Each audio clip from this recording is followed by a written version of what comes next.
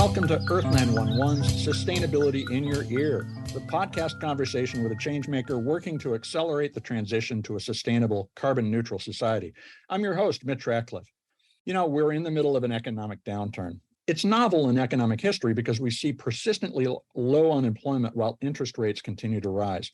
That means that people are hurting financially, but not necessarily because they've lost their jobs. Instead, higher prices are making them think harder and longer about their spending. That's one of the findings of a new research report, The Cost of Buying Green, Part 2, from Deloitte, a global business advisory and financial services firm. And we're joined today by Naba Sengupta. He is Senior Manager at Deloitte Advisory's Sustainability, Climate, and Equity Practice. We'll be discussing what they found in the new consumer study. Deloitte has tracked consumer spending on sustainable products and services for the past 18 months. Over the last 12 months, spending on sustainable products has actually declined. However, it's a decline with a silver lining. Compared to other categories of spending, sustainability is holding up pretty well. That suggests we may be seeing the resetting of consumer expectations. This raises several questions that we'll talk about, including whether the green premium, the added cost of sustainable products to get added environmental benefits, is growing or shrinking, and whether consumers are getting the information they need to recognize not just a good deal for themselves, but also for the planet. You can learn more about Deloitte at Deloitte.com. That's spelled Deloitte for you, those of you who are taking notes. And of course, we're going to include links to the research discussed in the article that accompanies this podcast. Now let's dive in. Welcome to the show, Naba. How are you doing today? I'm doing good, Mitch. How are you? Well, doing great. Thank you for joining us. I was really interested to read the report. It's the second in the series. And I wanted to start off by just asking you to summarize what you found. That 4 out of 10 consumers surveyed had purchased sustainable products in September 2022. How does that compare to 6 months and a year ago? What's changing? That's a great question, Mitch. So based on our understanding and the finger on the pulse, so to speak, in the industry, we have seen that there have been certain shifts over the past 6 months to a year. We had issued a different paper, which was again focused on the consumer industry. It was called Accountable Sustainability in the Consumer Industry in March of 2022. So it's a great look back. And in the March timeframe, when we had issued that report, we had seen 6 to 10 consumers had changed their behaviors to help address climate change. And there was also about half of consumers who had provided their feedback were keen on making a sustainability-based purchase. So what that boils down to is that in the past 6 to 9 months, we are seeing that consumers have shifted from wanting to make a purchase or changing their behavior to actually purchasing sustainable products. And I think that's telling overall in terms of where the market is moving. Now, how do consumers define sustainable products? What factors do they consider to make the biggest difference? Is it the use of recycled materials or renewable materials, renewable energy in production? Do you have a sense of what the values they're seeking to exercise in their purchases are? Sure. So a definition of sustainable products is really dependent on which type of product or even which type of industry we're talking about. Sure. So there are some nuances over there which are very focused on the sector. For example, if you're talking about the beauty sector, most of the attributes over there are around the brand doesn't harm animals or is cruelty-free, or sustainable packaging, sustainable materials or ingredients. And of course, it's clean or it's free of harmful chemicals. When we shift to the food industry, as an example, it's all about labeling, the transparency of labeling, what are you including in the product, as well as certain attributes about how it improves the environment in terms of following circular practices. So most consumers are very oriented towards this when they are looking at the description of a product, or even broader than that, when they're looking at engaging with a brand, they're looking for resonance on some of those attributes, which are very important to them from a buying decision mindset. Now, I remember the 1970s and the gas crisis back then. And as a result, a lot of behaviors changed in terms of driving and expectations about miles per gallon and so forth. And some sustainable decisions in the face of inflation, like cutting energy use, eating less meat, reducing food waste, go hand in hand with tough times. Do you see those changes becoming enduring habits because of the crunch, the economic crunch we've been through since the beginning of the pandemic? That's a great observation, Mitch. And obviously, the overall macro environment is very cyclical. We have all seen repetitions of that. We've also seen how it impacts buyer behavior longer term. I think the current cycle is starting to show that there are certain aspects which are better for both, better for your personal budget from a consumer behavior perspective, as well as better for the environment and for the planet. What we are seeing overlaid on top of that is the decisions are also driven by certain aspects about your feel good factor. How do you feel that your active decision that you're taking in purchasing a product or selecting a brand is also helping in terms of elevating the impact that you have in the overall planet? And you have that hit of the feel good factor impacting your decision as well.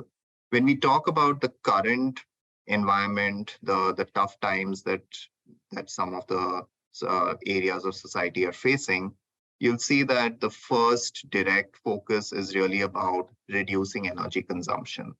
And what we have seen is that a lot of the power companies are offering products like eco-friendly smart home objects, or ESHO as we call it. So there are some options by which consumers can track more effectively how they're reducing their energy use. Over time, it ingrains into their behavior. How can they moderate that using maybe a smart thermostat or smart sensors? And the purchasing decision is not very hard to achieve. A lot of these are subsidized through some of the credits and incentives that are provided either at the federal or the state level. So what we are really seeing over here is that companies and organizations are providing more opportunities to ingrain more sustainable practices in your day-to-day life. And that is really something which can be sticky as long as consumers feel that they are not having to go out of their way to consciously embed this as an enduring habit. That raises a really interesting question. Your point about the feel-good sense that we get, and what you said previously about the need to provide more information. Your data shows that people specifically are spending more time preparing to shop. They're planning and trying to purchase more intelligently. How do you recommend that brands communicate what can often be highly technical information in ways that are both authentic and true without greenwashing, and compelling enough to make somebody potentially overlook the higher price of a green product? That's a great question, Mitch. So most of the time, the way that we look at consumer behavior through our studies, and we have a study like the Global State of Consumer, which refreshes on a monthly basis, that Deloitte focuses and invests in, as well as the work that we do with organizations in the consumer industry. We see that drivers over here are really veering towards authenticity, like you mentioned, clarity, and transparency. Now, when I say clarity, it's really about having a clear message of what your brand stands for and reflecting that in the product portfolio that you're actively engaging and selling in the marketplace. And when I talk about transparency, when we talk of an example like the food space, it's about transparency of labels. What you're putting into your product, how is that impacting or benefiting your health, and what are the conscious decisions that your consumers should be aware of so that they can make an informed decision. When we are looking at this as well from the context of reducing carbon footprint, I would say that somewhere between 35 to 40% of US consumers feel that corporations, when they claim authentic commitments towards environmental sustainability, then they feel a sense of belonging. They feel a sense of taking a step towards that particular sustainable brand.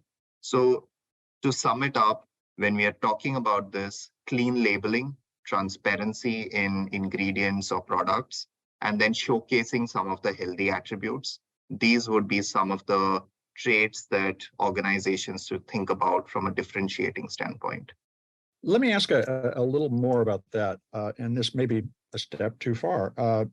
When people look at the carbon footprint information that you're describing, are they primarily thinking about the carbon footprint of the business? They want it to be lower, or are they thinking about how the product lowers their carbon footprint? Do you have a sense of that? That is an interesting question. Definitely depends on the sector that we are talking about. Let me give an example of the travel industry. Mm-hmm. When consumers make an active choice or a decision to take a more sustainable means of travel, then they're looking at their own footprint. A lot of the leading airlines nowadays offer that choice of offsetting your carbon footprint based on certain purchases that you're making, which goes towards buying sustainable aviation fuels, as an example. So that's where the consumer is conscious about their own impact from a carbon footprint. Counter to that, in the food industry, when some organizations are putting what is the carbon footprint of a particular product, they are factoring in the scope 1, scope 2, and scope 3 carbon emissions that are tied to the particular product or the product portfolio. And that becomes a decision point for consumers that product A versus product B have a certain amount of carbon attributes to it. And by choosing one over the other, I can make a decision on how much carbon emissions are going out there. And hopefully that translates into voting, as you might want to call it, by your wallet. So the other finding, and I think this is true almost all the time, that Deloitte has reported, is that price is always the critical factor in the purchase decision. Consumers believe green products are consistently more expensive, but do you see, as you watch the evolution of sustainable production, the green premium decreasing as production of sustainable products increases? In other words, are we achieving some scale that is lowering the price? That's a great point, Mitch. And we are seeing similar trends in the marketplace as well. When we compared this with maybe 10 to 15 years ago, the green premium was significant, partly because industry was really starting to go on this journey of sustainability and incorporating sustainable practices in their operations, in their product portfolios, and what they take in the marketplace. And partly because innovation had not really caught up. When we're looking at the position right now, you're seeing that organizations that are consciously incorporating sustainability into their ethos or into their corporate culture, they're distilling those same values and bringing it down to the products that they're selling in the marketplace. And the investments that they've made over the past 5 to 10 years in making their operations more green, working on whom are they doing business with, extending their corporate values around sustainability to their third parties, to their stakeholders, and making conscious attempts at reducing the footprint from a transportation standpoint as well. All of that is paying off. This is not a journey which can be surmounted in just in a day or even a year. It requires some sustainable commitments towards this. And those brands that have been on this journey for 10 to 15 years are starting to see that the green premiums are reducing. And it's also helping them in being more operationally efficient. So I would say that the benefits are on both sides, companies as well as the consumers who are not having to pay a green premium, which is significant. It's helping them in incorporating this. And as you had said earlier, becoming an enduring habit. Now, the other thing that's happened, obviously, over the last couple of years is there's been a great deal of energy, fossil fuel energy price inflation. Does that potentially mute the difference in cost between traditional and sustainable products? And is it potentially opening the opportunity for consumers to try things that they previously would have thought were too expensive, but now are comparable or even potentially less expensive than a fossil fuel-driven product? So the way to think of this, and maybe I'll characterize it slightly differently from how you were describing it. There are differences in how consumers are perceiving their impact from a societal perspective on the environment, and how much power do they wield in making these sustainable choices as well. What we are seeing is that there are certain demographic attributes, especially around Gen Z, where they're starting to realize the positive impact that they can make. They are also starting to be drivers of the purchasing decisions that they're making. And obviously, from a longer term perspective, over the next 20 years, Gen Z would become the most significant generation in terms of purchasing power, in terms of the buying behavior, and in terms of who these organizations would be positioning their green products towards as well. So when I think about it from the longer term horizon, I would say that there are certain demographics, or there are certain age groups that are really starting to make sustainability as a primary decision factor, versus those that still put price as the first decision or choice.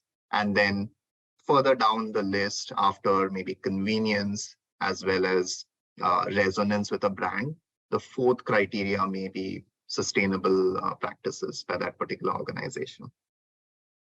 I think your point about the multi-generational nature of this transition and the fact that it takes a long-term commitment by companies is critical for us to keep in mind. This takes patience.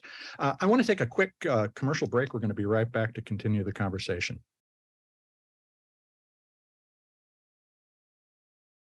We're back, and we're going to talk more with Naba Sengupta. He's Senior Manager at Deloitte Advisory Sustainability, Climate, and Equity Practice. And we're talking about the recently released The Cost of Buying Green report.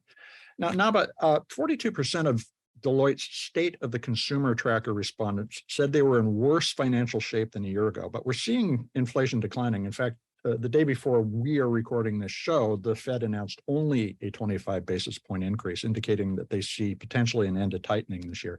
Does this bode well for sustainably made product spending in 2023 even, and looking further out into 2024? So that's a great question, Mitch. Obviously, keeping in mind that broader macroeconomic forces are a little hard to predict. Sure. From this perspective, I think what we can go back to is some of the enduring nature of the trends that we are seeing over here.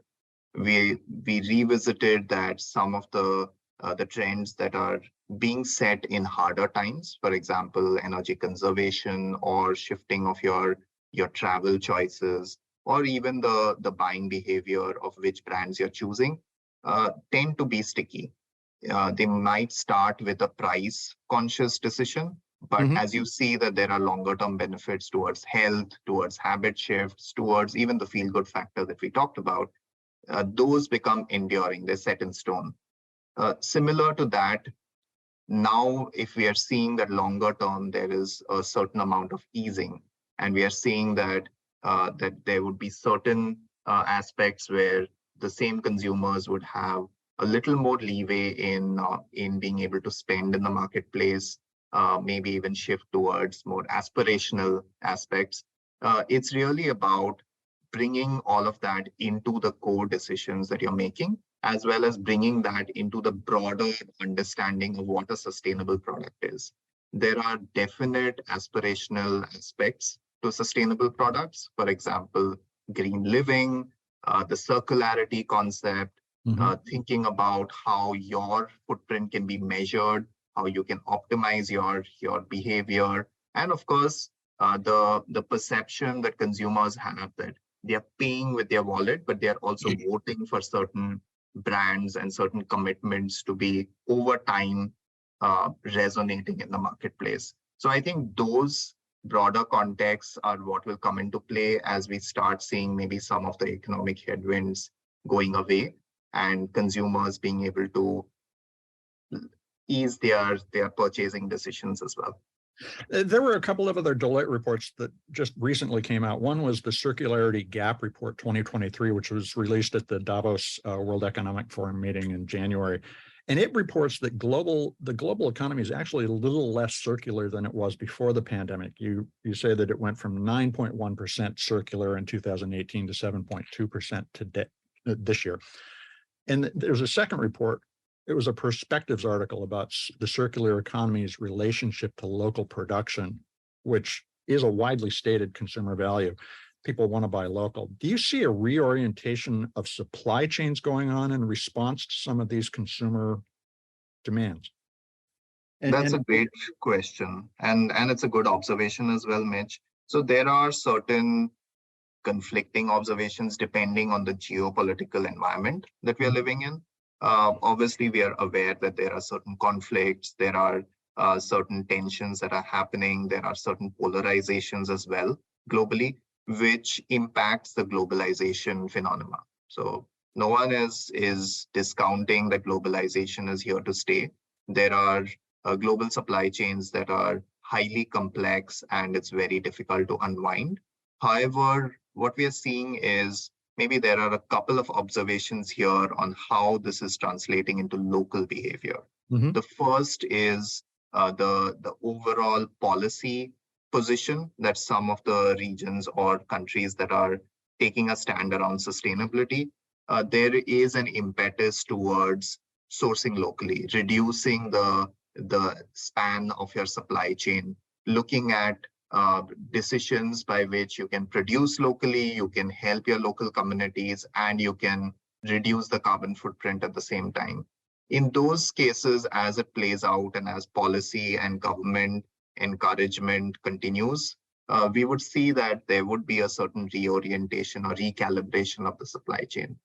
In other respects, a lot of the developing countries as well as the large developed countries are investing in infrastructure so that even if you have a globalized supply chain, it becomes a lot more scale, which helps you in reducing your carbon footprint, your impact on the environment. Take, for example, the growth story in Asia or the emerging nature of Africa. A lot of the investments that are happening now would ensure that globalization of supply chain continues to remain, but you'll start seeing that the scale at which all of these are put in place and the infrastructure in mind is green oriented. How can they reduce their overall carbon impacts? How can they use more effective means of transportation and the future of mobility to be able to achieve both ends, be able to span a global market, but also reduce the carbon footprint and emissions as well. So I think it's a bit of both. It's the encouragement of policy and government to be able to produce locally, help local communities. And it's about the infrastructure investments that are happening right now so that the large-scale global supply chains that are enduring would also be oriented towards green standards.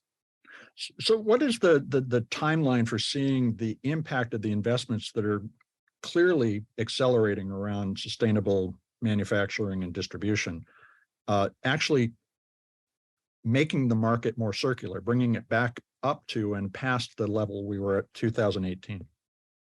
So these are pretty long-term from their perspective and from the timeline that we're looking at. And that is partly, again, going back to the earlier conversation we had, it's about the time it takes for industry to recalibrate, the time it takes for policy to solidify and provide the incentives. For example, the Inflation Reduction Act in the US is a significant legislative action, and the impacts of this would be far-reaching. It would also take some time for it to percolate. And then the third aspect is really about the innovation ecosystem catching up. Right now, we see many startups that are operating in this space trying to solve for these global challenges, but it requires the scale, it requires investment, it requires financial backing as well to be able to get to the point that it can make a significant impact. So I think broader, when we are looking at this, a lot of this is also reflected in the Paris Accord. A lot of it is reflected on some of the conversations that are happening at World Economic Forum or at the United Nations. It is a long game. finally. We are looking at sweeping changes for the next 10 years, 20 years, 30 years. And people need to realize and temper their optimism. But I'm inherently a very optimistic person. So I feel that as long as people realize that it's a long game, but there are incremental steps that we can all take, whether we are decision makers at an organization or we are buyers who are voting with our wallet, I think we need to realize that there are incremental steps that we are taking right now to be able to embed longer term impacts on the environment. I heard a phrase that I think encapsulates this kind of optimism the other day. It's from the philosopher Slavoj Žižek. He describes it as cruel optimism, which means you have to make some hard choices. There's real work involved. It's not just feeling happy about this. The circularity gap report also made a great point that I think is important to focus on, which is that if we can get to a fully circular economy that will be using at least 30% less raw ore and other materials, which would potentially put us back within the world's ability to support us on an annual basis without depleting it, is what we've been through and what we're still dealing with right now, potentially the great reset moment. Is that something that we can, although it has to be cruelly optimistic, take some hope in? Yeah, absolutely. I would say that the business of protecting, preserving, and nurturing your planet is a long game. You need to be inherently optimistic when you're thinking about sweeping changes. You're thinking about reorienting the decisions that were taken over the past many years from the start of the Industrial Revolution. And you're thinking about reorienting towards a future post-industrial revolution, so to speak. So obviously, it's a long game which requires that inherent optimism. But there are some telling stats which dampen our enthusiasm. For instance, the latest reports around this talk about the resource consumptions that we have and the way that it's continuing to grow. If it's not kept in check, then it would require 1.7 Earths to be able to fulfill the amount of consumption that we have. That requires a long, hard look at what we are doing. How sustainable is it? And what can we do in terms of tempering our expectations of growth, in terms of just aspirations being linked with consumption patterns? All of that needs to be looked at long and hard. And the good thing is that we are all in this together. Whether we like it or not, we are all a part of the same planet. We have to take conscious decisions around this, whether it's incremental, whether it's transformational. We can all take some optimistic thoughts and behaviors around this because we are all in the driver's seat. There's no one else who's driving the car down the road. It's us. We have to think about what are we doing at each incremental moment. And as long as the road or the path ahead is clearly laid out and there's transparency around what we are doing, what are the initiatives, how it's going to be benefiting or how it's going to be impacting us in the short term in those hard decisions that we need to make, I think there is a greater level of understanding and buying in that consumers will do, so long as they know and they have that level of trust in the structures that are being put in place. That really brings the point that we often talk about on this show out, which is we have to co-design this future. You just described a dialogue. How do you recommend, what does Deloitte advise companies to do to participate in a dialogue with their customers in order to find this new future and the way forward that those customers will support financially? That's a great point. So when we work with our clients and we speak to them about the tangible steps they can take, some of the considerations obviously are around how we can temper it based on the level of maturity. There are certain organizations and certain sectors that have been on this road for a significant period of time. And there are certain others that are just starting to warm up to the distance that needs to be traveled. So the 5 things that we typically advise our clients, and it's a part of our 5x5 series in the consumer industry by Deloitte. The first is around baking it into your strategy. Organizations need to realize that there is a commitment that they need to make. It needs to be a part of the organizational ethos, values, and their strategy, so that there are time-bound targets and key performance indicators that they have to go on this journey and stay the journey. The second is getting your data right. Inherently, the transparency that you need around this and the buying in that consumers would have in terms of the value proposition that you have for your products, your product portfolio, and your organization requires that level of transparency and requires your data to be right. So investing the time and effort towards getting the data right and being able to have transparent disclosures is a very important step. The third step is choosing your companions wisely. So think about the organizations that you're doing business with. Think about the long-term factors that impact whom you are sharing your values and culture and ethos with. And it obviously goes into diversity, equity, and inclusion aspects as well in working with minority-owned organizations, supporting local communities, so on and so forth. The fourth is about telling your story. So companies need to realize that if they made a commitment, they are ingraining that into their organizational value. They need to think about how that percolates into their product portfolio. How do they stay transparent and authentic with their consumers on this is the journey, this is where we feel that we want to be, this is the aspirations that we want to share with you, and sharing that enthusiasm so that consumers feel that this is an enduring change in their mindset as well that they want to make. And the last point over here, the fifth point, is really about being innovative.